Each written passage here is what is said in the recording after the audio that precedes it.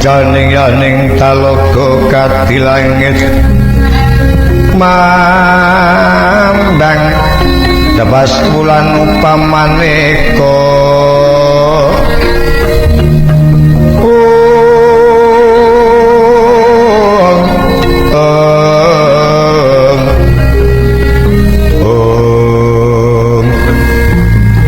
lintang tulya kusumayana sumawur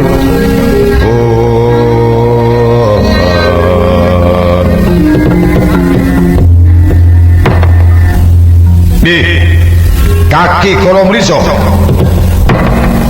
kula nuwun wonten pangendika ing ngajawuh nalika patine Kumbakarna anakku kabeh putra pitu Magotra Nanggana Ndrajit Trinektra Trisirah Trikaya Dewantaka Dewa Tumut Triweneh kabar bareng ngunjuk atur Gusti kula para putra pitu majeng madyaning paprangan nalika ingkang putra Raden Indrajit Wigananda majeng nitih Tatarata Gudaka pangriting kudu Caturdasa ngumbar didamel tanpa wicalan gigrik Sangya Pragusa ya nanging katemahan Jaya anggoda ingkang bekta kajeng patang prangkul dipun blekaken rata titianipun Gusti kula satemah ambyar Gusti kula wal saking rata dupi majeng madyaning Rananggana seda saking astanipun Raden Lesmana putra paduka pitu tumpes tapis Jojok kang maringo-wingo Nektra kocak ngundarandir Hidep nyomang ngolo cokro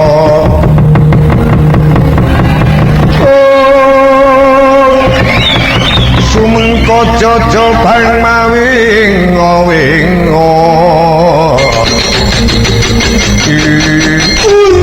Jagat Dewa Batara tutu karpe dewi Kala winso Kudalo Purwadya para kanggo sanane aku dhewe nyai pribadi kala wong yurani wong Pancawati wong Pancawati masuk jero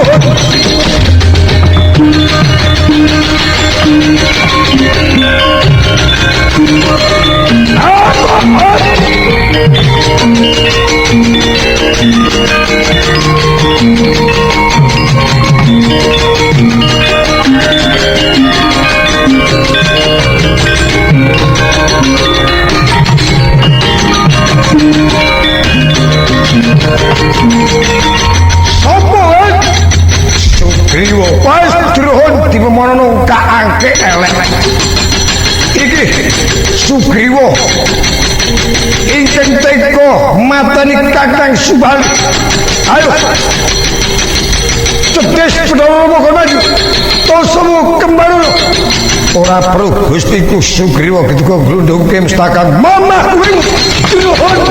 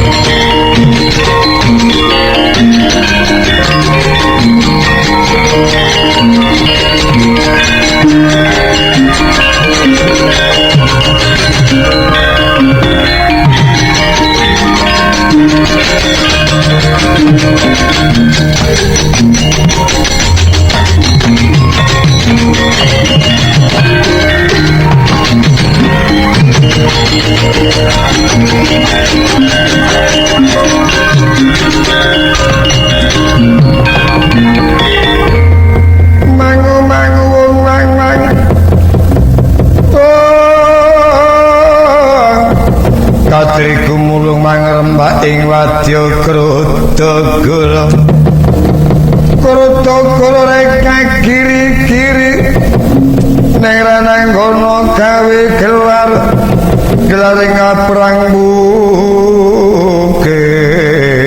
Jaladri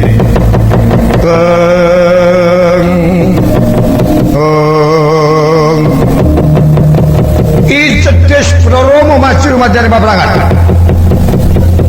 ya sakar munggun ngarani dosa muka rene kowe kurang tugung binatara wis nyarira pribadi tandingmu karo aku mula wektu dina iki dosa muka yen kowe isih bisa takjak rembugan ingkang becik ngelingono wadya balamu wis tumpes tapis nanging yen kowe gelem rumangsane luputmu balik Kirtian Warasinta ora bakal aku ngancam pati wis ora perlu ngrasani Sinta Druha dimumono mati dosa muka kakon kowe bakal ngrebut Sinta yen pancen ora kena ginawi becik budya sembadane mamah kowe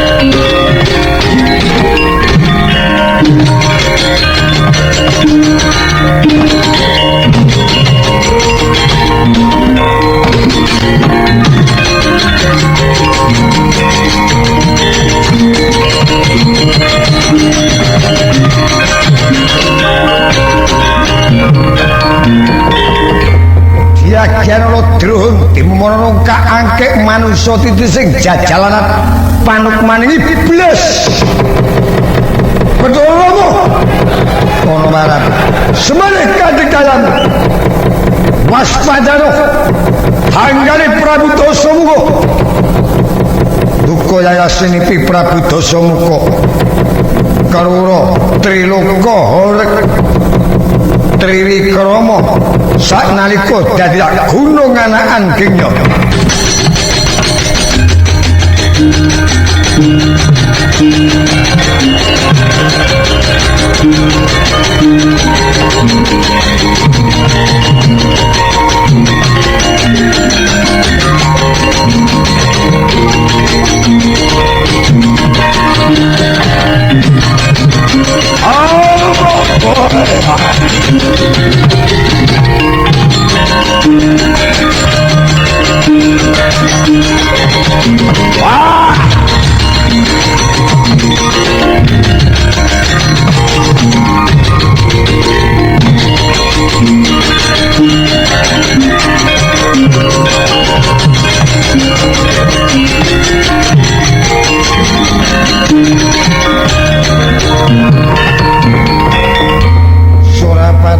Dasamuka ngumbar kadigdayan Triwikrama sak gunung anakan janji ngumbar swara mijil dahana mangalat-dalat saka ing tutuk satemah wadya balaku bubar maut Dasamuka tanpa ana pusakaku Kyai Surya Pralaya kene marganing patimu Dasamuka Surya Pralaya kalepasaken swantenipun yayah udan sinemene tumempuh angganipun Prabu Dasamuka Radyanta Triwikrama ketamanaji menapa senjata Surya Pralaya hajur kuandane swalang-walang ana madyaning paprangan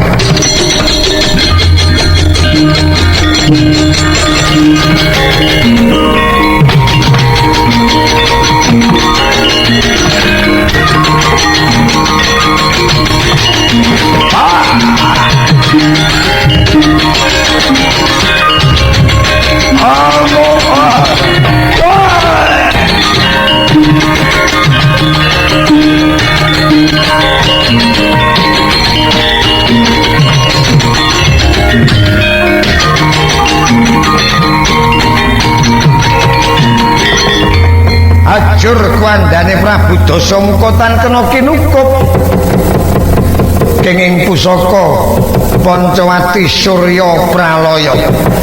Eling-eling Prabu Dasamuka kadunungan aji Pancasona bumi, Pancasona nagan, Pancasona jembangan. Madya dina kaping 7 jer teksih ngambah pertala mambu banyu kena angin maluh tuwing jati gregahu hamu romo hamu.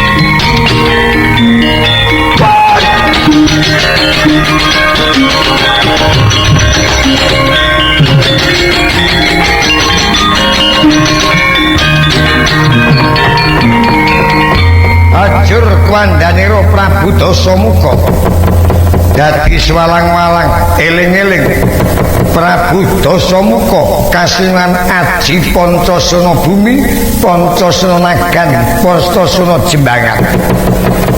Mati dina kaping 7 kalamun maksih ngambah pratala kena banyu kena angin maksih wali tuwing jati cipta ringgane hamu romo.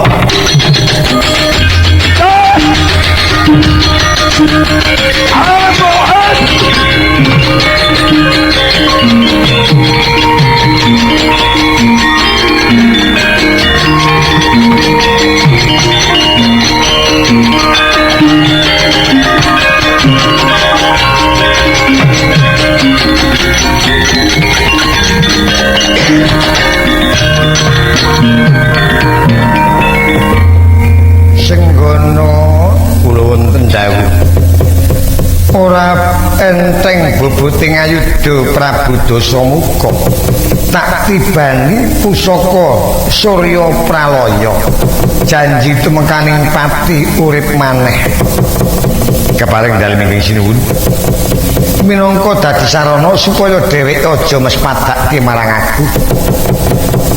Kerikna wadya prakusa Dasamuka supaya dikeroyok ingsun bakal cumadhong nugraning Bathara nyun tambah pangestu.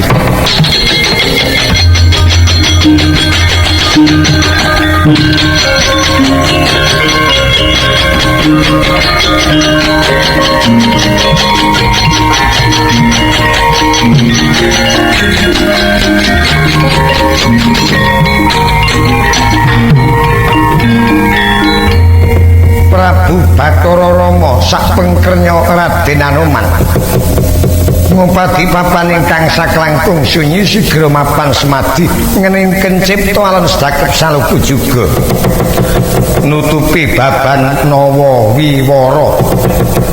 Nawa tegese sanga wiwara kori bleger jagating manungsa kang kadinungan baban sangang perkara sedaya kenging menga setunggalipun datanpa saged menga kenging mamarja manawi sampun dumugi titi mangsa ajal kamuksuan mandeng pucung Gunung Rajalma para jagat jalma manungsa erga ingkang dumunung jagating manungsa kang pinasti manggala ciptane sareng lekuk lidah kapadalaken palenggan rasul ngunjal napas tanukus matenitis grono wusika mateni panca indriya panca wilanganing 5 indriya dalan uting agesang ana wujud datan kadulu swara datan den mirengaken gondo dan datan den lawet raos datan rinaosaken catur warna kang biningkas sajuga kang sidikara kinarep naksitaning brata winantih manjing wahyaning Bajra Hirawana sirna wewayangane kaya wis katarima panuwunira Prabu Bathara Rama nyalira Bathara Wisnu mijil saking raga jati diminggah dhateng kayangan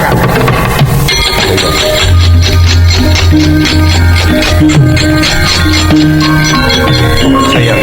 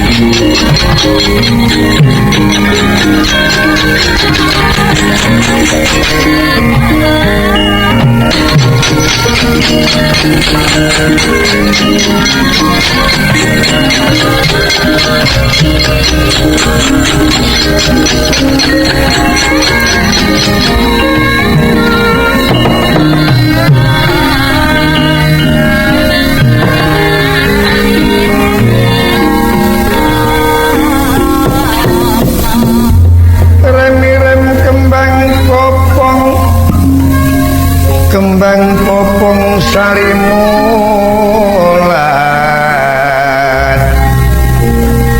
terakhir bang rarayungan terakhir mas pacar banyu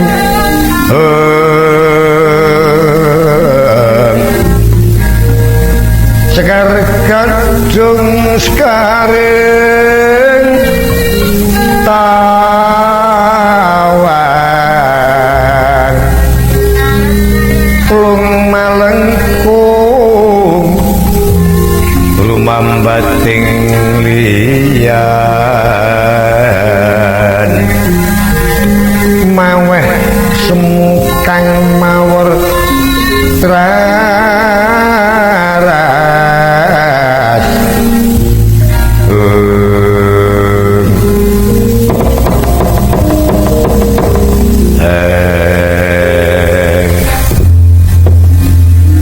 Katarito kang tindak nyoba Tara Wisnu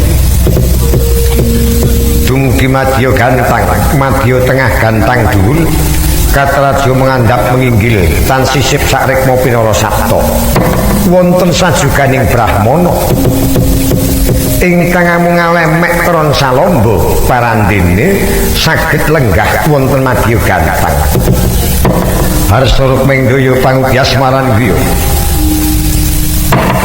lho mengko dhisik ta Wisnu mandeka dhisik kowe arep nandi Wisnu kowe arep sowan ana kayangan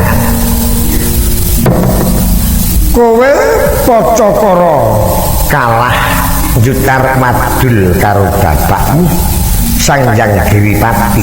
Iya. Upama kowe madul karo Sudermamu Sangjang Giripati. Sangjang Giripati ya ora bisa paring pambiyantu. Mokal yen ora ngerti sedeng kayangan Junggring Sloka tau geger diunggahi Dasamuka. Ora ana dewa ingkang bisa ngalahke marang Dasamuka. Dadi upamane kowe bali ana kayangan wadul karo Sudermamu ora ana gawene apa-apa. Ing mangka kowe Wisnu kang wajib andum kabahagiaan. Kabeh titah kang dumadi ana Madyapada dadi kowe kudu ngrata jagat ana bebasan mapras ingkang brenjul nguruk ingkang lega. Lah nek kowe katempu ing Pancabaya kok ndandak bali nang gone bapakmu. Lah ora ana gunane kowe ditudang. Dadi dewa Bathara Wisnu ingkang kudu dadi tukang andum kabahagiaan. Kudu mrasta Angkara Budi Candala.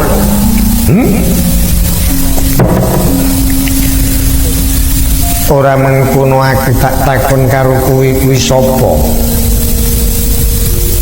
Kowe duwe ngerti karo aku. Aku iki Brahmana sing sudi ngarani aku Resi Walamiki.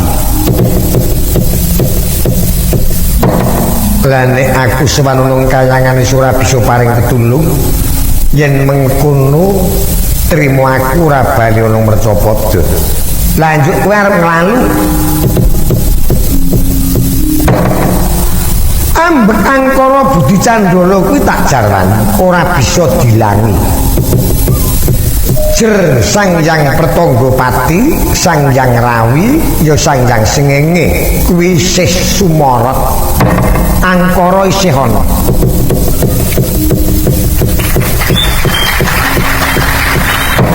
Ingkang bisa mbrasta ambek Angkara Budi Candala iku kejaba mung salira pribadi kudu wekel panembahe mantep percaya marang panguwasaning Bathara kang gagarya jagat. Aku ora ngarani nganggo cara piwulang ing ngendi nanging maton percaya marang panguwasaning Bathara kang gagarya jagat banjur srana manembah. Racak-racak jalma ingkang ora mangro tingal panembahe mantep uripe ana Madyapada jejeg imane ora gampang kena panggiri godha iblis lanat ora bakal tumindak maksiat.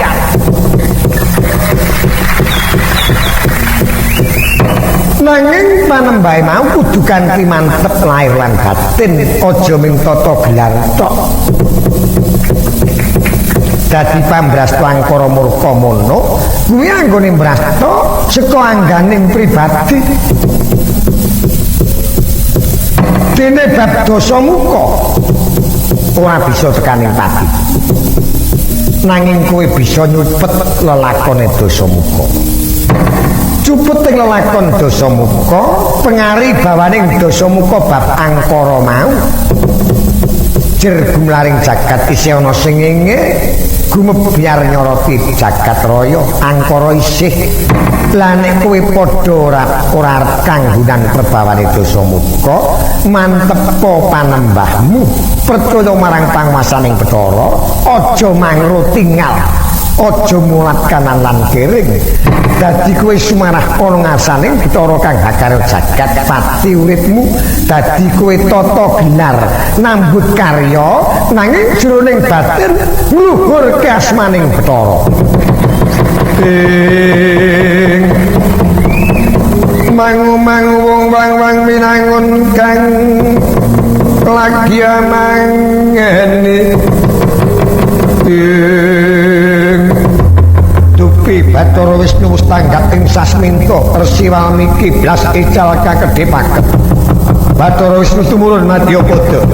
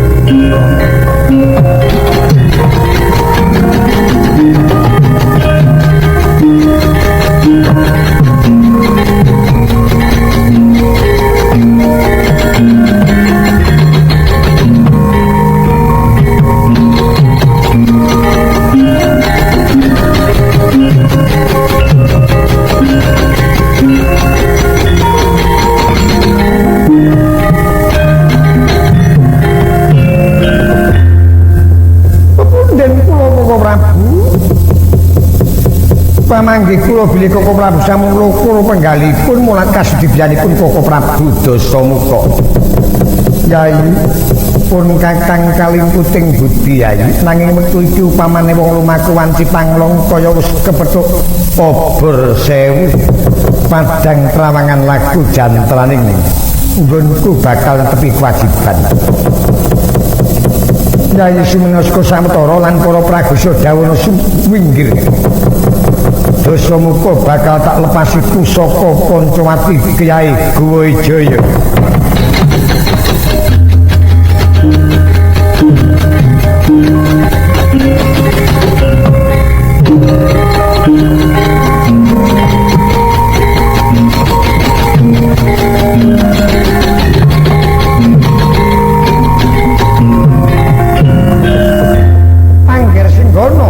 ndau. Sampun dipun tegaken Koko Prabu. Kula aturi mriksani kawontenanipun Koko Prabu Dasamuka. Dirisamu ke taman pusaka agemipun Koko Prabu Bathara Rama. Keparenga panjenengan jebul Hardi Antang Hardi Pangurungan. Minangka kangge sarana sumandos Koko Prabu boten saged budidaya wal saking pusaka dalem Kyai Guwijaya niku.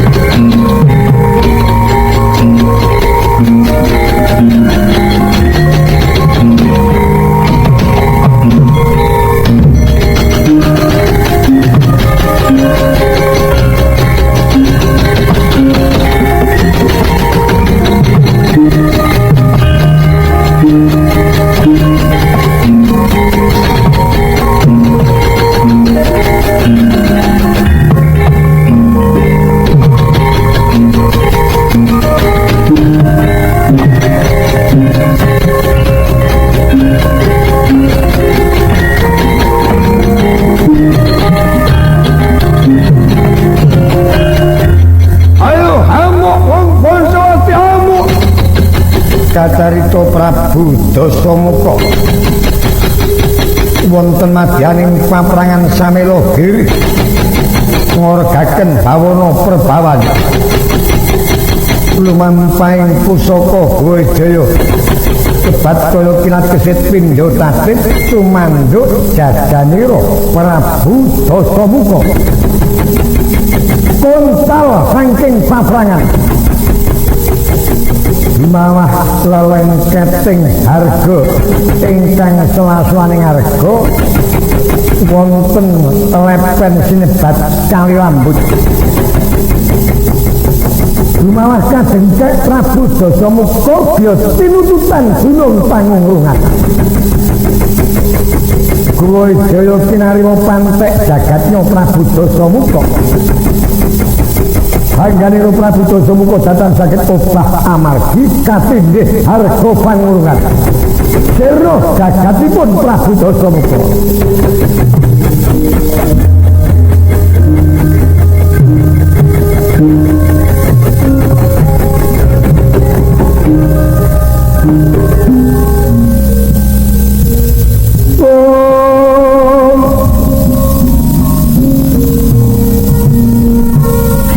Suren tewang karo singkin lir manguswa kang layon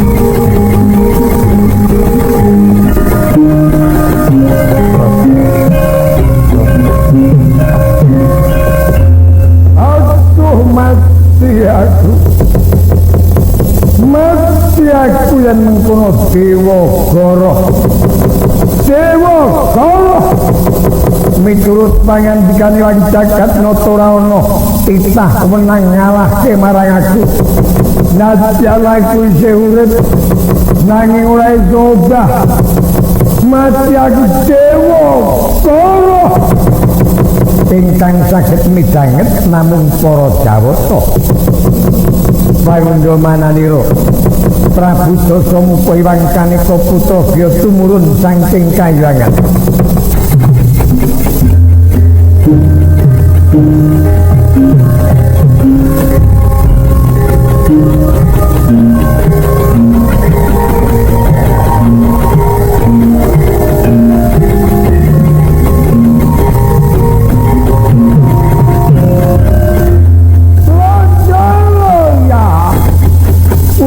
Bathara Nraja Nitirata Cahya. Ing utus dadi Bathara Guru supaya mangsuli kang dadi tetembungan kita Dasamuka.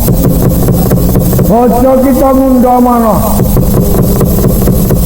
Dewa Muyacitra Dewa Guru. Ciptane lang jagat nutunat kulo semono ora ono titah kang menang ngalahke marang ati. Lho, iki ono pangandikane Ati Permesti. Yen kita musuh kethek putih kita kudu kalah.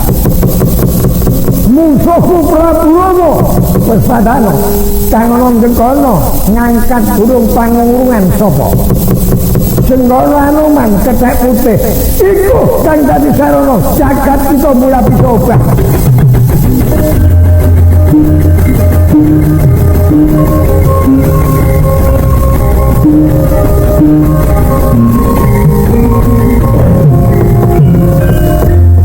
Wus datang horeg gunung Pangurungan awit permaos lamun rena kaprayitnane Prabu Dasamuka. Kaladyan Sirna wengsal ing gunung Pangurungan jagatipun nanging prabawanipun kala mangsa saged medal saking telenging harga Pangurungan. Sinten ingkang saged katempelan perbawanipun Prabu Dasamuka. Watak mantunipun saengga Prabu Dasamuka sumungah angangah-angah sedya angangkah angakai jagat. Rananipun boten saged kagodha perbawanipun Prabu Dasamuka sampun ngantos mangroti panembahnyo. Mantep panembahnyo ageng pitadosnya dhateng panguwasaning Bathara ingkang hakarya jagat.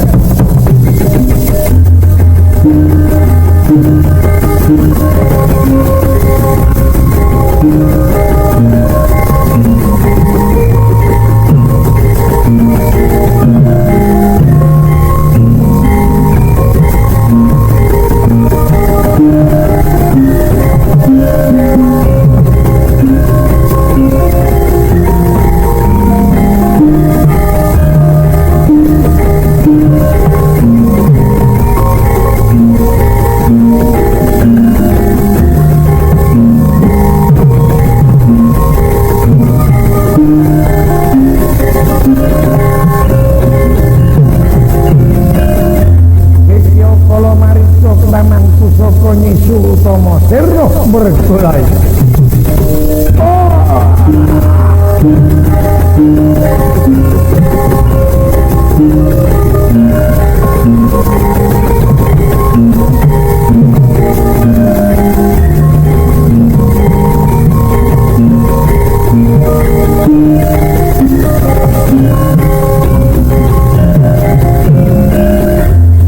Sopo Prabu Sasita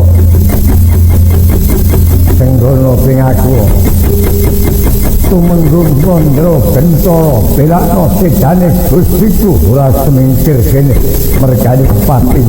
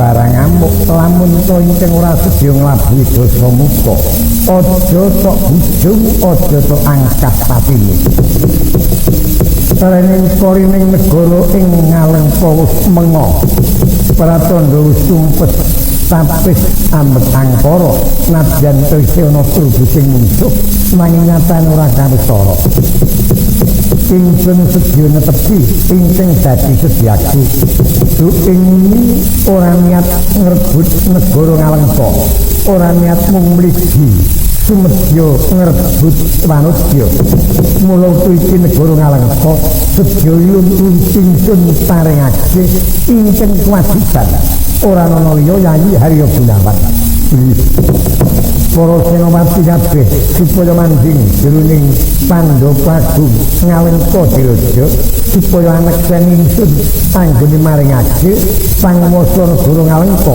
marang Yayi Wibisana ngiswaken dawuh diwaca